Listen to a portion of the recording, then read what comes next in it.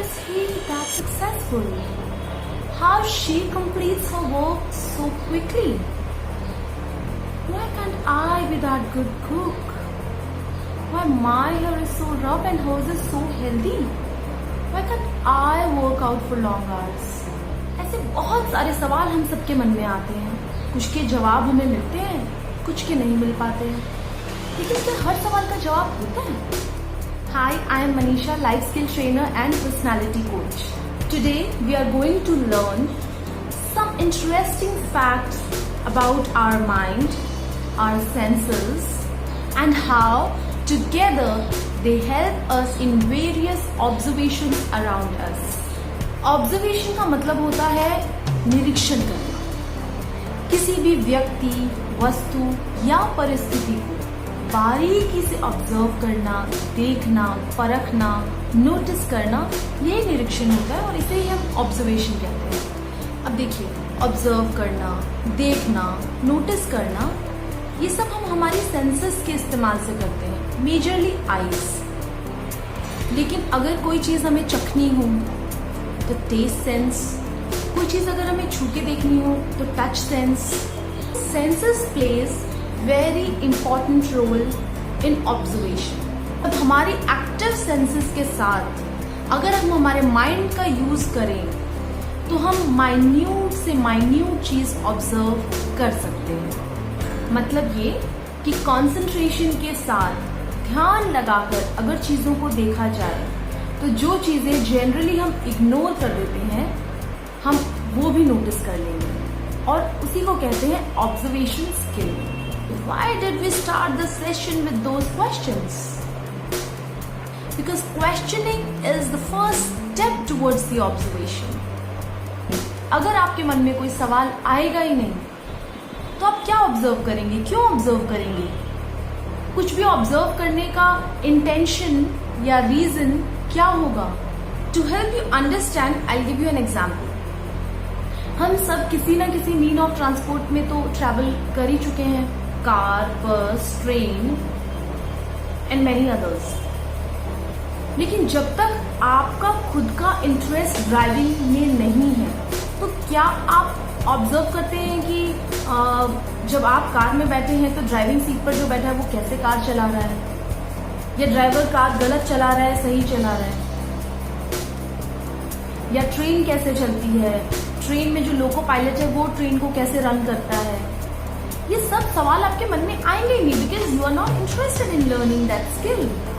लेकिन अगर आपको इंटरेस्ट है तो आप काफी नॉलेज, काफी इंफॉर्मेशन जस्ट ऑब्जर्व करके भी गेन कर सकते हैं. अगर आपको कुकिंग की नॉलेज है और उसमें आपको इंटरेस्ट है तब शायद अगर आप रेस्टोरेंट में या कहीं किसी ने इनवाइट किया है वहां जाते हैं, आपको डिशेस सर्व होती हैं, शायद आप फ्रेगनेंस से या टेस्ट से या जस्ट देख के ये जानने के लिए क्यूरियस भी होंगे कि क्या इंग्रेडिएंट्स इसमें यूज हुए हैं, और हो सकता है कि आपको पता भी चल जाए कि क्या इंग्रेडिएंट्स इसमें यूज हुए हैं. This how, why, who, what, all these words only pushes us to observe. Okay, why is it important to observe? Let's understand with a few examples. We all have been students sometime in our life. Either we are students right now. Take examples of students who are going to write board exams or competition exams. Don't you observe last 5-year question papers? Why? To find the pattern of question paper so you can prepare accordingly. It makes your preparation easy and well planned. So, observation skill helps us to plan our approach towards any goal in life. Observation skill also helps us to understand and learn from others' success and others' failures too. देखिए, observation तो बहुत important चीज है. Observation से ही तो innovation होता है. अगर न्यूटन ने एप्पल के गिरने को ऑब्जर्व ही नहीं किया होता, इग्नोर कर दिया होता, तो शायद हमारे पास law of gravity and science के इतने और इनोवेशंस वगैरह कुछ होते ही नहीं. Let's understand a very important point कि हम किसी व्यक्ति, वस्तु या परिस्थिति में सही गलत अच्छा बुरा देखने की बात नहीं कर रहे हैं. There is a very fine line, minute difference between judgment and observation. Judgment जो है वो छोटी सोच का रिजल्ट होती है, लेकिन ऑब्जर्वेशन में हम छोटी छोटी बारीकियों को देखते जरूर हैं, लेकिन सोच बड़ी रखते हैं. ये एक कला है, इट इज अ स्किल जिसे सीखा जा सकता है और विद प्रैक्टिस डेवलप कर सकते हैं. तरीके बहुत हैं, कुछ मैं आपसे शेयर करूंगी और कुछ I am sure with your own observation आप ढूंढ ही लेंगे. इस स्किल को क्या, किसी भी स्किल को सीखने के तरीके अब आप through your own observation find कर सकते हैं. उससे पहले आपके करंट ऑब्जर्वेशन स्किल्स को थोड़ा चेक किया जाए.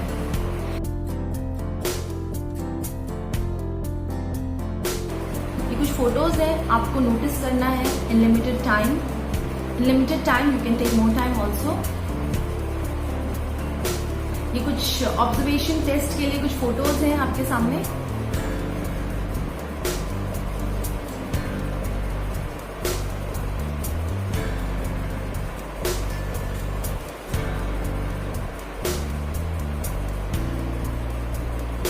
तो ये था एक सैंपल.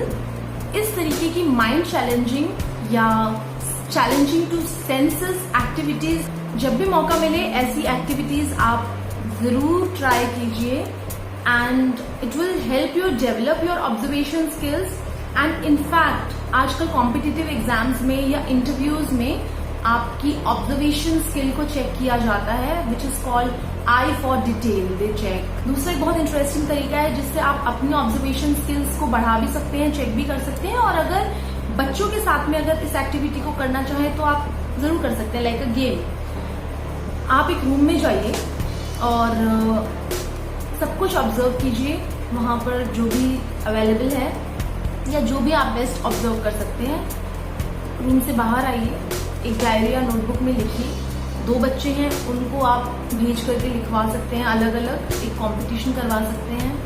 एंड देन आप टैली कीजिए कि क्या ऐसा है जो एक बच्चे ने ऑब्जर्व किया और दूसरे ने नहीं किया, या vice versa.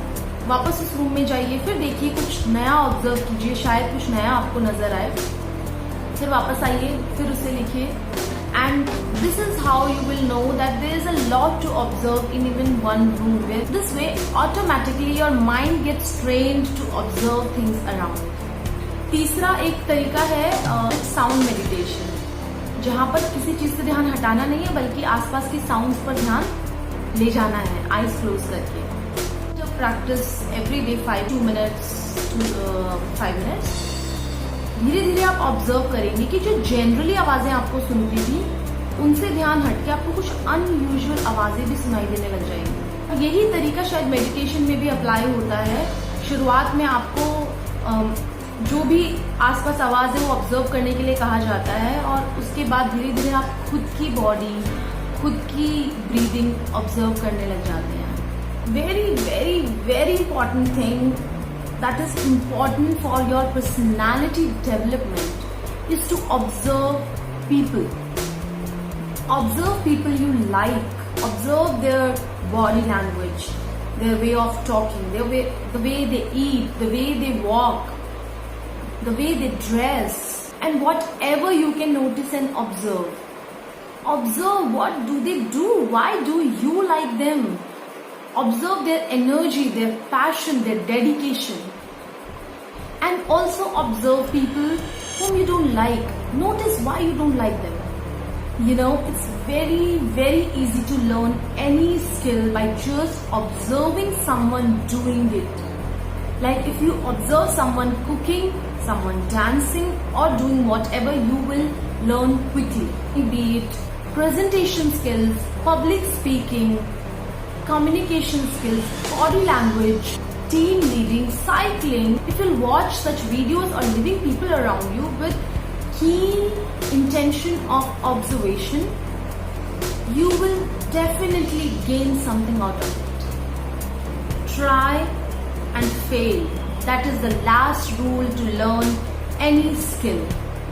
So I hope now we understand the importance of observation skills and how it's going to help us in our professional and personal lives.